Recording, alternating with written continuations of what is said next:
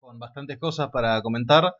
Antes que nada, te fuiste a Córdoba, me comentabas de vacaciones. Bueno, habíamos hablado también en el programa anterior. ¿Qué tal? Contanos un poco. La verdad que Córdoba es muy interesante.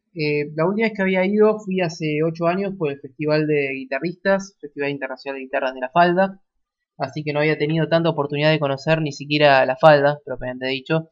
Había estado mayormente encerrado en el hotel, eh, tomando clases, dando conciertos, entonces no había tenido la oportunidad de viajar tanto.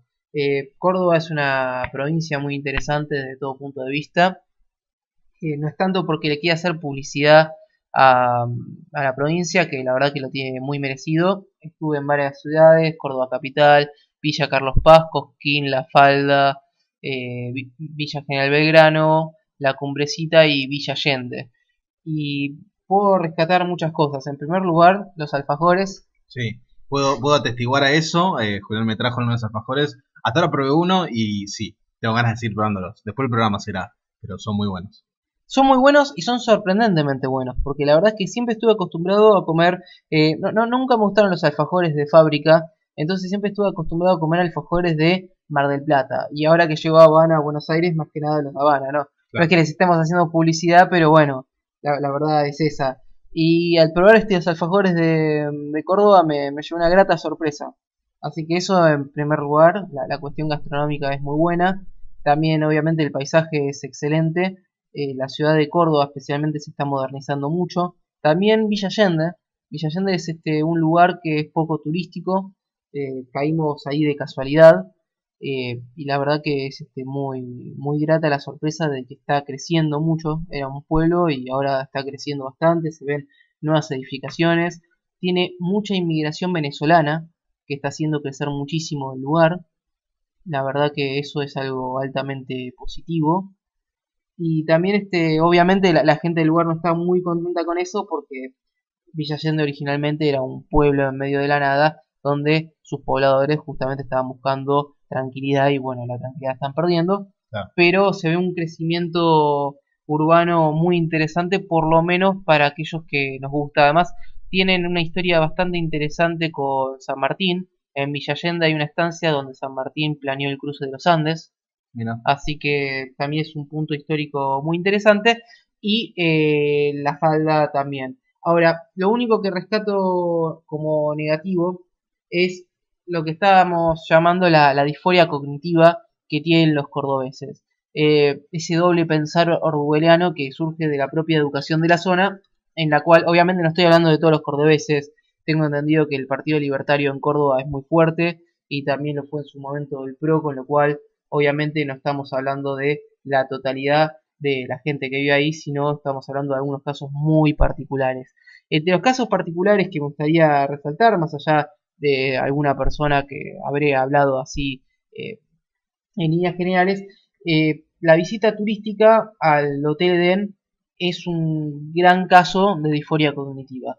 El Hotel Edén es un monumento histórico al día de hoy, súper lindo, muy interesante, muy rico en historia, porque la falda se funda a partir del Hotel Edén.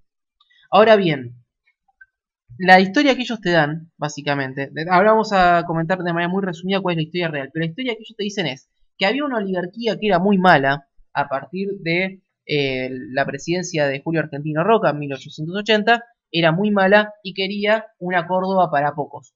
Claro. Entonces, a partir de ahí, ellos hicieron un hotel para los muy ricos, una ciudad posteriormente. Después, el 50% del capital social se hizo nazi, así que los nazis pasaron a ser los buenos de la historia. Y como después se hicieron peronistas, los peronistas pasaron a ser los buenos de la historia. Y por algún extraño motivo, el saqueo que vieron desde 1945 hasta 1990 del Hotel Edén y consiguientemente de la ciudad fue culpa de la oligarquía que ya no estaba, que fundó la ciudad. O sea, que hizo que esas 900 hectáreas pasen de ser la nada misma a una ciudad turística en la cual venían a pasar las vacaciones, entre otras personas, los alemanes, los europeos y el turismo local. Ahora bien, ¿qué es lo que sucede en el mundo real? Que no tiene nada que ver con esta versión de la historia. En 1890 se genera la compra de las 900 hectáreas, que todavía no se llamaba La Falda, sino que se llamaba Huerta Grande. lo compró un alemán en sociedad con un suizo y también gente local, y decidieron hacer un hotel que tardaron 7 años y medio en construirlo, de excelente infraestructura, insisto, para la época, fines del siglo XIX, con el objetivo de traer un público muy adinerado. El plan en sí mismo estuvo funcionando bien, tuvieron un estreno, una inauguración en 1898, Sí. y empezaron a recibir turismo de todo el mundo. Para eso tuvieron que pedir préstamos a una tasa del 12%. Recordemos que en esa época Argentina no sufría el fenómeno inflacionario, de hecho ni siquiera existía el Banco Central, con lo cual estábamos viviendo en el paraíso de los Javier Milei. Sin embargo, la cantidad corta de pasajeros en comparación con lo que esperaban, insisto, era un hotel con 900 hectáreas de superficie, o sea, un proyecto inviable. Y la tasa del 12%, sumado a que la clase alta a la cual estaban apuntando iba mucho al continente europeo, termina generando que se le esté volviendo difícil pagar. Ahora, ¿qué es lo que termina pasando? Ellos compran esto por lo que serían 600.000 pesos fuertes de la época. En el año 1904 se disuelve la sociedad y la termina comprando María Ebert Crowder, que es la viuda del socio alemán. Y termina siendo una serie de negocios que terminan funcionando un poco mejor, pero en el año 1912 decide vender las hectáreas. Ahora bien, ¿qué es lo que sucede? Los nuevos socios, que es una sociedad de dos matrimonios alemanes, deciden hacer varias parcelas para lograr que esto sea un negocio más rentable. ¿Por qué? Porque 900 hectáreas para tener un solo hotel, que su mayor atractivo era el clima de Córdoba, porque en ese momento estaba la tuberculosis y el asma, estaba muy a flor de piel, entonces el clima ayudaba a la gente a recuperarse. Decían hacer esa parcela y termina siendo de lo que era un hotel en la misma nada, una ciudad turística. Con la suerte que 5 años después, en 1917, las vicisitudes de la Primera Guerra Mundial hacen que el público europeo, grandes inmigraciones, el público local con el turismo y el público europeo también de vacaciones, empiecen a vacacionar en el nuevo pueblo que se había armado, todo gracias a esa malvada oligarquía liberal. Ahora, ¿qué es lo que sucede? En 1930, el 50% del capital social decide viajar, porque le sobraba plata y ya había terminado la Primera Guerra Mundial, viajan a Alemania. Y el matrimonio, que representa ese 50% del capital social, se termina volviendo parte del partido nazi. Y empiezan a donar parte de las ganancias de ese hotel, trayendo dos problemas. En primer lugar, de financiamiento, que es algo que no les está gustando mucho admitir. Pero si vos donás parte de tus ganancias sin reinvertirlo, las estructuras no mejoran. Es por eso que se detuvieron las mejoras a partir de 1930. 1930 y pico empezaron a disminuir las mejoras en el hotel. También empieza a aumentar la competencia de otros hoteles, con lo cual el mercado ya no es el mismo. Y para colmo, en 1945 Argentina le declara la guerra y por lo tanto el Hotel de la Falda, que tenía simbología nazi y público nazi y 50% del capital social afiliado al nazismo y recibía mucho turismo nazi, se transforma en un enemigo del Estado. Hasta que Perón decide expropiarlo sin indemnización. En 1947, después de 2 años de tenerlo expropiado, lo termina comprando Juan Duarte mediante testaferros. Entre esa fecha y 1965 pasa de manos radicales, de la mano de Juan Duarte, hermano de Eduardo Duarte, conocido también como Evita Perón, pasa a Armando Balbín, el hermano de Balbín. Y el hermano de Balbín termina vendiéndoselo a un tercero con la promesa de que se va a hacer un casino. ¿Qué es lo que pasa? Después de que el tercero pone la plata para la compra, después que el tercero pone la plata para las refacciones del casino, el Estado decide que no hay permiso para ese emprendimiento que sería el casino. Y ahí llaman, por eso hablo de euforia cognitiva, que empieza el saqueo. ¿Por qué? Porque lo que hace la persona a la cual le salió muy mal la inversión, porque recuerden, no podían, tirar abajo esa edificación para hacer algo más rentable, un hotel más moderno, porque insisto, la competencia de hoteles de buena calidad los estaba matando. Nadie se quería alojar en el hotel histórico de La Falda, que sería el Hotel Edén.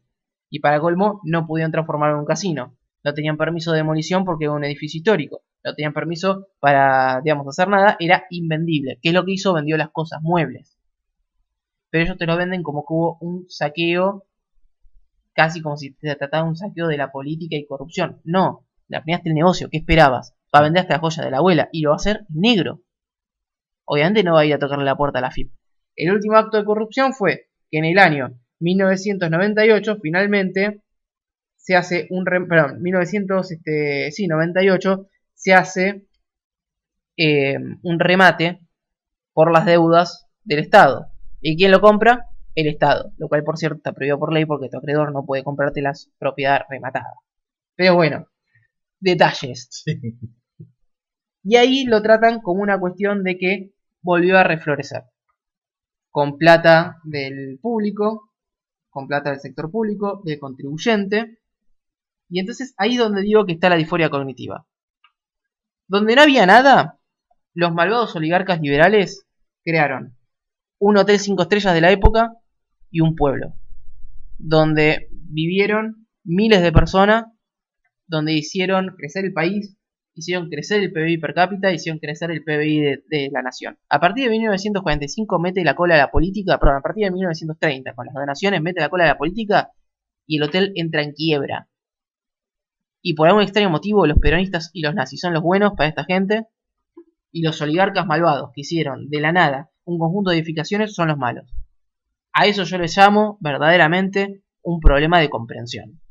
No, aparte de la parte final de la historia, que me parece incluso una de las más impactantes, que es el dueño de ese momento de los terrenos y del hotel, en realidad, que no puede hacer nada con su hotel, como vos decías, porque no puede ni demolerlo, no puede ni siquiera construir algo en ese espacio porque era monumento, decide vender lo que sí puede, lo que estaba dentro, que le correspondía, y lo tratan de saqueador. Es decir, el dueño legítimo, que fue saqueado él por el Estado, y por todos los corruptos que de él participan, trató de recuperar un poco de su parte. De su inversión. De su inversión, que la cual perdió la enorme mayoría, solamente vendió lo que pudo para zafar un poco, y él es el saqueador. Es increíble, y la peor parte es que la guía turística te dice, nosotros sabemos quiénes tienen las cosas, y en realidad por cuestiones legales no podemos recuperarlas. Entonces yo le pregunté, la verdad, mala leche de mi parte, ¿por qué no pueden recuperar? Y me dice, porque todos tienen boleto de compra-venta. En primer lugar, si no lo recuperaron y todos tienen boleto de compra-venta y según vos son falsos, es porque lo vendió en negro. Pero... Eso en primer lugar. Y en segundo lugar, hay algo que se llama la prescripción adquisitiva, que para las cosas muebles, si mal no recuerdo en el código de Vélez Sarsfield que estaba vigente en esa época, de mala fe eran 10 años. Entonces, ¿qué es lo que sucede? El dueño pudo haber reclamado durante esos 10 años. Y si no reclamó que le devuelvan esas cosas, que todo el mundo... A ver, si todo el pueblo sabía dónde estaban esas cosas, también lo sabía el dueño. Claramente. Y si no reclamó en 10 años, ¿por qué es? Porque no tiene intenciones. ¿Y por qué no tenía intención? Los que conocemos los procesos de quiebra sabemos que en un estado de insolvencia entra el sálvese quien puede. Y además estamos hablando de una situación anterior a la ley de quiebras. Y muy anterior además a la ley de concurso, que era la posibilidad de rescatarlo. Con lo cual, el Estado los mató. Entonces, el sector privado lo hace crecer y son los malos. El sector público los mata y son los buenos. Y el sector privado trata de zafar un poquito de lo mínimo posible y de vuelta son los malos. Y son más malos que Hitler, además. Sí, más malos literalmente. Literalmente más malos que Hitler. Esa es la peor parte. Que te lo pintan como si fueran más malos que Hitler. O sea, hay un video de 50 minutos en Hotel Edén, que es la introducción al paseo, que te hablan 20 minutos de por qué la oligarquía es mala. No te dedican un minuto a explicarte por qué Hitler era malo y simplemente te dicen que era obvio que todos los países iban a atacar. A ningún momento los llaman nazis, siempre los llaman nacionalsocialistas o tercer Reich. Con lo cual, imagínate la afinidad que tienen. Y para colmo, terminan diciendo en varios momentos como que era evidente. Y no sé, quizás empezó a ser evidente el día que atacaste Polonia, o el día que atacaste Francia, o el día que atacaste la Unión Soviética, o quizás el día que decidiste matar a 6 millones de judíos. No sé, yo supongo que el normal de la gente va a la guerra por eso. Sí, yo creo que sí, tendrías que haber asumido que te ibas a ir a la guerra con todo eso. Claro, pero es una locura. Además, es increíble, verdaderamente. No, la verdad. No merece... O sea, ver que acá literalmente estamos hablando de, tipo, como el helado, perdón, como el Estado se alió a los nazis en pos del estatismo enfermo que tenemos acá en Argentina, tristemente, es preferible poner a los nazis del lado correcto, tipo decir, bueno, ellos eran los buenos, o al menos tipo relativizar su situación, pero el malo, no, el malo es el empresario. El malo es el dueño que puso la guita para hacer un negocio que va a generar laburo, que va a generar turismo, que va a generar tipo que la economía se mueva. Él es el malo, no los fucking nazis que están participando del saqueo de eso de manos del Estado. Además, la parte más graciosa es que aclaremos una cosa.